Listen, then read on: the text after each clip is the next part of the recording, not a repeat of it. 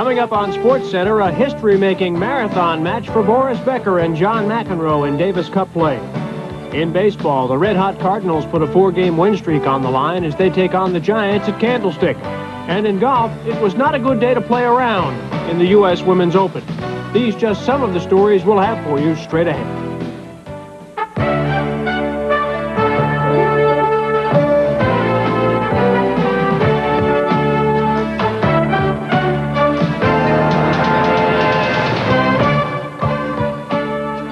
Everybody, welcome to ESPN SportsCenter. I'm Larry Burnett, your host for more of our summertime fun here on SportsCenter. We start with tennis this time around, Davis Cup tennis in Hartford, Connecticut, where history was made Friday. Boris Becker and John McEnroe made it happen in their match as the West Germans took on the USA in a relegation match. Now, the match lasted 6 hours, 39 minutes, the longest match ever in Davis Cup history, and if you don't remember anything else about Davis Cup play, you should remember that they don't play tiebreakers, and you'll find out why. First set, McEnroe up 5-4, Becker serving in the near court. Now his backhand approach, coming up right here, is going to hit the tape. McEnroe just wait for it, puts it across court, 6-4, McEnroe takes the first set. Now, on to the second set, Becker up 8-7 after a break. Watch McEnroe here with the forehand half volley and the backhand passing shot. He breaks Boris. Wife Tatum is happy, all even at 8 games apiece, but later in the second, McEnroe exploded. That's absurd! Now you shut up, Nicky! God damn it! You shut up! Now Becker was waiting patiently as his coach Nicky Pielik takes his seat. McEnroe continued to fume, and he squandered away 5 set points. Team captain Tom Gorman watched quietly. McEnroe's temper got into his game. He came into the net, Becker with the lob, and McEnroe put it right into the net. So Becker breaks. He takes the second set 15-13. In the third set, Mac in the near court. Watch the great stab at the backhand here, but Becker is never out of a point. He gets it over. McEnroe puts it back, holds his serve after facing break point. He would eventually go up 9-8. And then with Becker struggling to hold his serve, Boris hits the backhand wide, 10-8. McEnroe wins the third set. 5 hours and 30 minutes of tennis here so far. Then in the early going in the fourth set, McEnroe and Boris exchanged some words and some interesting head gestures here. Some Davis Cup head gestures. This didn't intimidate Boris. He just kept on playing. Watch this shot from Becker. Inside out forehand, cross-court winner. Becker overpowers McEnroe 6-2 and takes the fourth set. And then in the fifth set, match point, Becker serving up 5-2. He works his way up to the net, gets the sharp backhand volley for the winner. Get the scores here, 4-6, 15-13, 8-10, 6-2, 6-2. What was it like out there? It was a war out there, and we tried everything. He tried everything, I tried everything, and on top of it, we were playing great tennis, and I think they're not much better than these ones. It was definitely one of the greatest matches I've ever played, if not the greatest, especially in the moment of the surviving round in Davis Cup, yeah. So get out your calculators and add them all up. Becker takes it 4-6, 15-13, 8-10, 6-2, 6-2, 6 hours and 39 minutes, the longest match in Davis Cup history. If you want to put that into a little bit of perspective, you could run 3 full marathons in that time. The Mets and the Astros started and finished a doubleheader in that time, and if you look closely, I think Tom Gorman grew a mustache during that match as well. Going into Friday's Davis Cup play, the feeling was pretty strong that Becker could and probably would beat John McEnroe, but you wouldn't know by the way McEnroe played. But the U.S. hopes were pinned on Tim Mayotte, who was playing singles against the other West German, Eric Yellen. And yes, there were some West German rooters in Hartford on Friday for the international event. Late in the first set, Yellen serving, comes into the net. Mayotte's shot just goes over the net, drops down the line, and Mayotte stays alive. Now, still in the 9th game of the first set, Mayotte with a great return of serve right there. The U.S. team loves it. Nicky Pielik, the coach of the West Germans, not happy. First set, Mayotte, 8-6. Second set, Yellen takes control. Watch the great stab, backhand volley right there. No chance for Mayotte. He is not happy. 6-2, Yellen takes the second set. On to the third. Yellen serving. Mayotte with the nice forehand volley behind Yellen here at 6-1 Mayotte. Third set. We go on to the fourth set. 4 breaks in 5 games, even at 3 apiece. Yellen with the rocket serve. He had 7 aces in the match. 4-3 Yellen. That was the big breakthrough for him. Still in the fourth set, another big serve from Yellen. Follows with the forehand volley. No return by Mayotte. 6-3 Yellen in the fourth set. His teammates approve heartily in the fifth set. Mayotte totally helpless here, thanks to shots like this one from Yellen. Great return. 5-2 Yellen. We go on to match point, and it's that big serve again. Eric Yellen takes the opening match for West Germany, 6-8, 6-2, 1-6, 6-3, 6-2. Pulls off the big upset. Was there pressure? For me, was not that much pressure. I mean, it was more pressure for Tim, because Tim is playing in the United States, and this match was very important because each point is very important here. And I think, Tim is number maybe 10 or 12 in the world, and I'm 65, so it was much more pressure on him. And there you see it. It goes 5 sets, and Mayotte, who grew up in Springfield, Massachusetts, not too far from Hartford, suffers the loss in front of the hometown folks, and the U.S. now down 2-0. So that is the score as they head into doubles play on Saturday. Becker better get some good rest, because he and Yellen will face off with Ken Flack and Robert Seguso in the doubles. The American Aces, of course, went on to win the Wimbledon event this year in doubles, and we will have the doubles action live here on ESPN beginning Saturday at noon Eastern Time. And remember, the team which loses this relegation series will not be eligible for the Davis Cup in 1988 and will be forced to go through zonal competition. So it's a big, big series in Hartford. We'll have the final singles match on Sunday for you right here on ESPN. Speaking of Davis Cup, let's take a look at what some of the other events are happening now in the quarterfinals. In Brisbane, Australia, Australia has taken a 2-0 lead over Mexico as they get wins from Wally Masur and Pat Cash, the Wimbledon champ, up with a victory there. Sweden and France, and Sweden is up 2-0 over France. Kent Carlson picks up a victory, as does Mats Wilander over Andre Lecomte. India and Israel also in action. India goes up 2-0 as Vijay Armitraj and Ramesh Krishnan come up with victories in that quarterfinal. Also in other action, it is Italy and South Korea. They are split at 1 apiece after the survival round singles that were held in Seoul, South Korea. All right, that's tennis. Baseball is up next, and we'll start with highlights and scores from the National League this time around. Leading off, the Cards and the Giants as St. Louis tries to extend its 4-game win streak. We'll go to Candlestick in just a bit.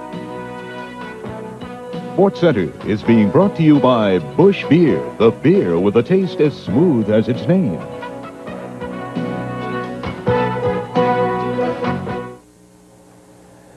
The St. Louis Cardinals went into Friday night series opener at Candlestick Park with the best record in baseball, a 9.5-game lead over Montreal in the National League East, and they were riding a 4-game win streak. Here's what happened in the game. Cardinals trailing 1-0 in the third until Ozzie Smith gets something going here all the way out off the left field fence.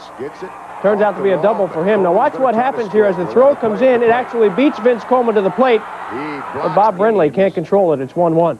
Giants trailed 2-1 in the fourth until Robbie Thompson doubled to right. Will Clark will chug around home and see if he can make a play here. Watch this. This one goes off the chest protector of Tony Pena. 2-2 game. Still 2-2 in the fifth. Mike Aldretti with a triple into the right field corner. Mark Wassinger comes in to score. 3-2 Giants. Aldretti would later score the winning run on a Jeff Leonard sacrifice fly. Jeff Robinson pitched the last 3 innings. Here he sits down Terry Pendleton to end the game. The Giants win it by the score of 4-3. So the Giants picking up the win as Hammaker gets the victory in that one. Robbie Thompson doubled and tripled in the game to lead San Francisco to that victory, and it snaps a 4-game St. Louis win streak. Right now, St. Louis still on top of the East. 8 games, their lead now over Montreal. Now in Montreal, the heat was on for the Expos as they battled the Reds. No score, top of the first, Eric Davis. Hadn't hit a homer in 10 games. He changed that right here as he gets number 28. This one served up by Neil Heaton. It was 1-0 Reds. It was 2-0 after half an inning. Now the Expos scored 3 in the second. Andres Galarraga with a single here to drive in Tim Wallach.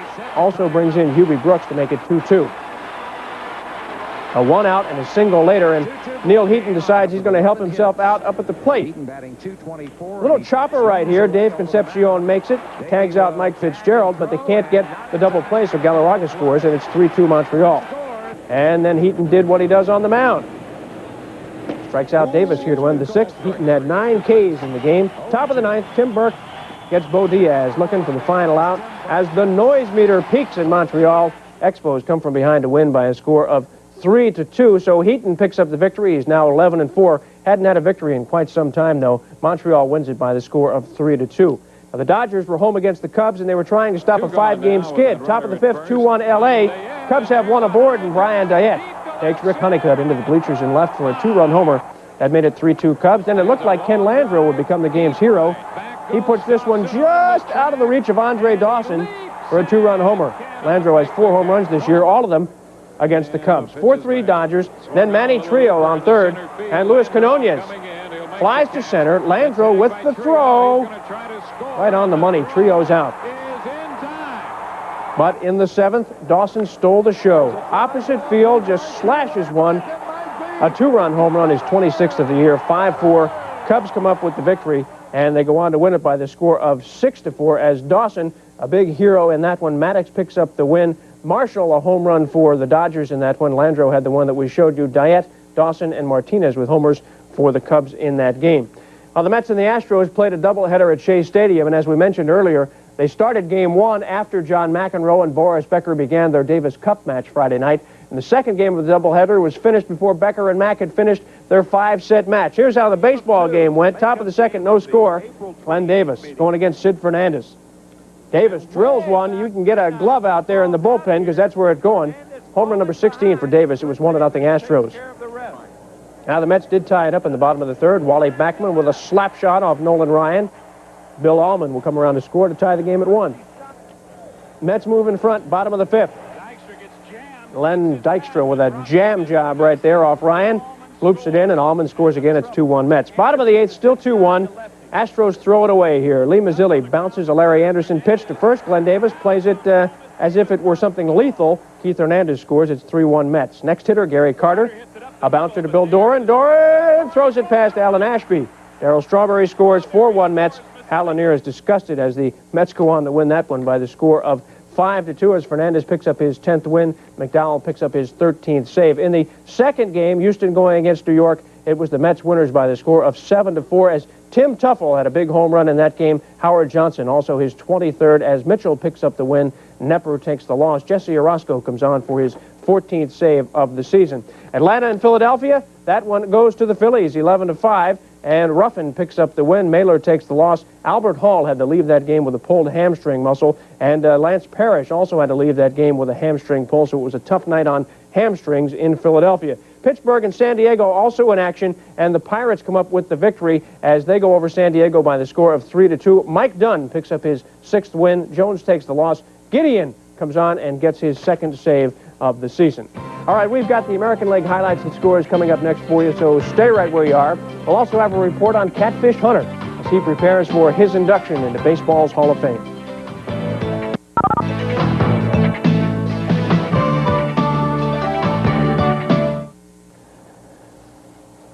Over in the American League now, and so far, trout season has been open season for opposing hitters in the American League.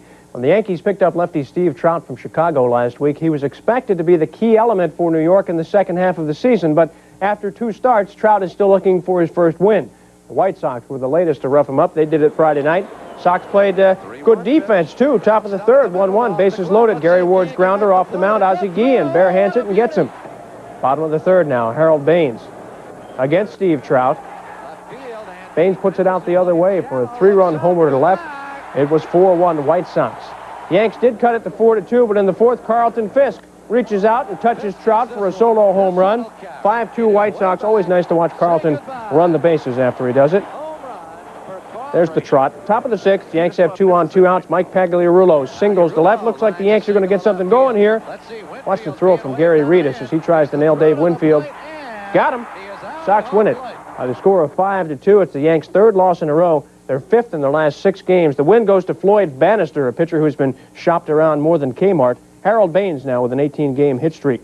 Minnesota falls to Toronto by a score of 8-6 as Juan Benitez and Rick Leach have 3-run homers in a 7-run 7th inning. Mark Eichhorn works 3 in the 3rd innings. He picks up the win. Tom Henke gets save number 20. Ken Herbeck had to leave the game with an ankle injury in that one. So Toronto now a game and a half behind the Yanks. Twins still leading Oakland now by 2 games. Oakland a game with Milwaukee, and Milwaukee takes that one by a score of 10-2 as Juan Nieves picks up the win. The loss goes to Steve Olivares. He's now 5-4. Now, the Angels were in Detroit on Friday night. The Tigers touched Don Sutton for a couple of long balls, and Lou Whitaker was one of them. Here he cranks one out, left center field. Solo shot over the fence and made it 1-0 Tigers.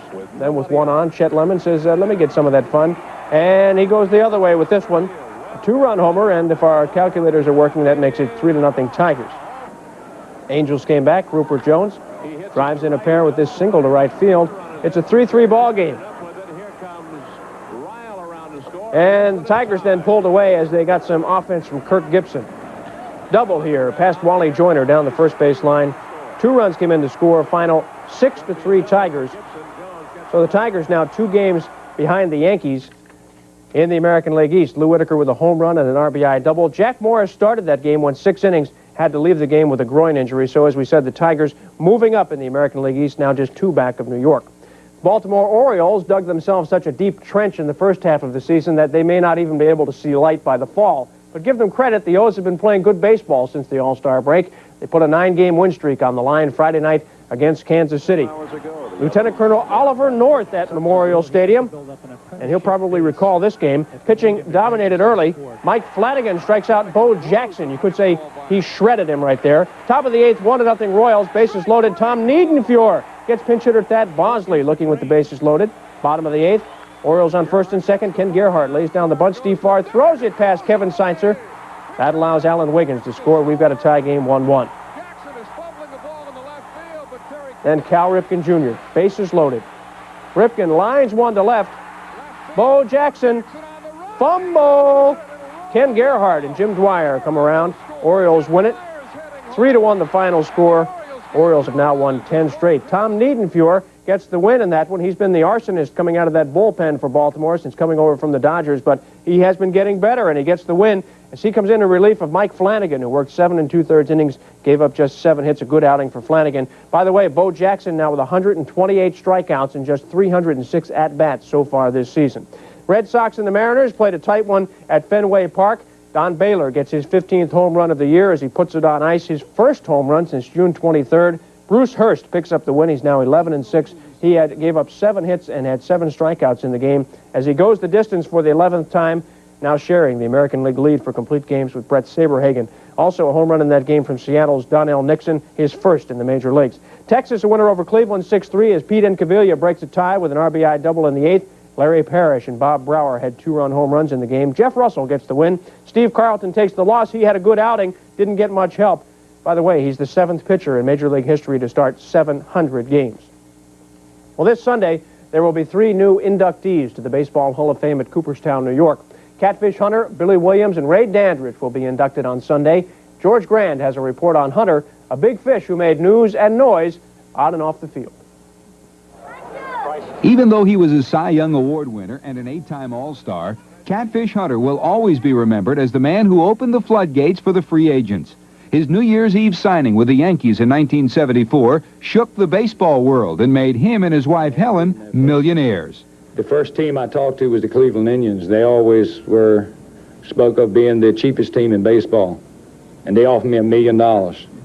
And I went home and told my wife, I said, they're crazy. I said, they offered me $1 million. I don't believe it. So, and then it just seemed like it kept going up all the time. Well, we never dreamed we'd leave Oakland is the main thing, because we figured Mr. Finley would just, fix everything up and we'd just go back to Oakland. We just never dreamed that we would go anywhere else. And then when all those clubs started offering those big sums of money, you just don't dream of anything like that. In a career that saw Catfish win 224 games, including a perfect game against the Twins in '68, his biggest thrill came in 1972, when his upstart Oakland A's surprised the Reds and went on to win the World Series. Well, we were just the mustache gang then. A bunch of outlaws. Guys just put out there to make a face at, Charlie Finley got all these mixed breed of guys out here. They're not going to do anything. When he got to Cincinnati, we were just glad to be there. We almost believing like the fans, the people, and everybody. And all at once, we were 2 games up on them, and we kept looking at each other and saying, hey, we got to win. Catfish Hunter, the country boy who has made it all the way to the Baseball Hall of Fame. George Grand, ESPN. And ESPN's same-day coverage of the Hall of Fame inductions on Sunday. You'll be able to see it right here at 6 o'clock Eastern Time. Hall of Fame on ESPN. Well, we didn't have to search too hard to find this week's ESPN Sports Person of the Week. All we had to do was check the record books under the name Don Mattingly. The Yankee first baseman set a new American League record by hitting home runs in 7 straight games, then tied the Major League record in this game with Texas to make it home runs in 8 straight games. And Mattingly also tied the Major League record for putouts in a game with 22 against the Twins Monday night. He's been one busy man since coming off the disabled list. Don Mattingly is now ESPN Sportsperson of the Week.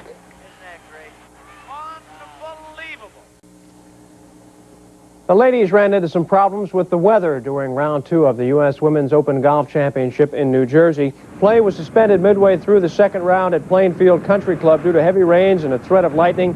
Good weather earlier in the day made it nice for leader Lori Davies, a Brit, to get things going.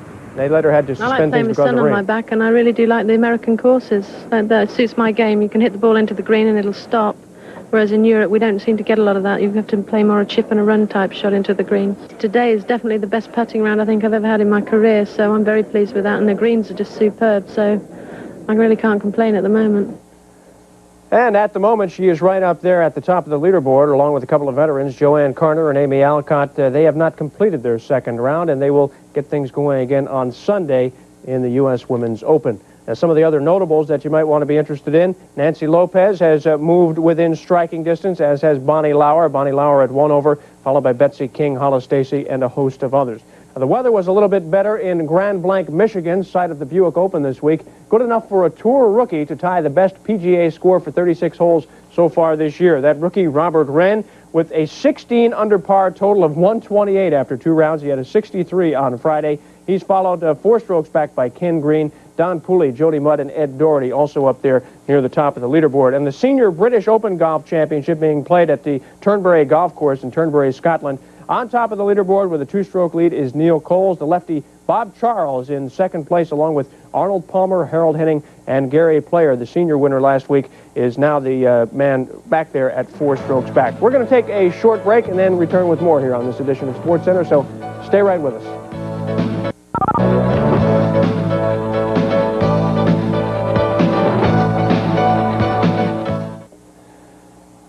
There is good news for hydroplane racer Steve Reynolds and his family and friends. Reynolds has regained consciousness for the first time since suffering a skull fracture in a racing accident July 5th. It happened in the Madison Regatta when Reynolds' hydroplane went airborne and flipped. He had been unconscious ever since, but he is now conscious. He's feeding himself, and plans are to transfer Reynolds to Seattle Rehab Center sometime next week. San Francisco 49ers are stocking up on veteran wide receivers. They signed Tony Hill Friday to a 2-year contract. Hill spent 10 seasons with the Dallas Cowboys. He was their all-time leader in pass receiving yardage, but he was waived last week because of a reported weight problem. Hill signs on with the Niners just 1 day after San Francisco traded for Jets wideout Johnny Lamb Jones. And for you arena football fans, Denver beat Chicago 52-35 on Friday, so they are now 4-2. It will be Denver, the Dynamite, going against the Pittsburgh Gladiators, both teams 4-2 at the Pittsburgh Civic Arena next Saturday, August 1st. At 9 o'clock Eastern Time, you'll be able to see the first ever Arena Bowl, 1987 style. That's next Saturday at 9 o'clock Eastern Time. Denver and Pittsburgh going in with 4-2 records. Don't forget, Sunday we've got Davis Cup doubles coming up at noon Eastern Time, and we'll have the Olympic Festival final weekend starting at 3 o'clock Eastern Time. That'll be in the afternoon. For all of us here at ESPN, I'm Larry Burnett. Thanks for watching, everybody.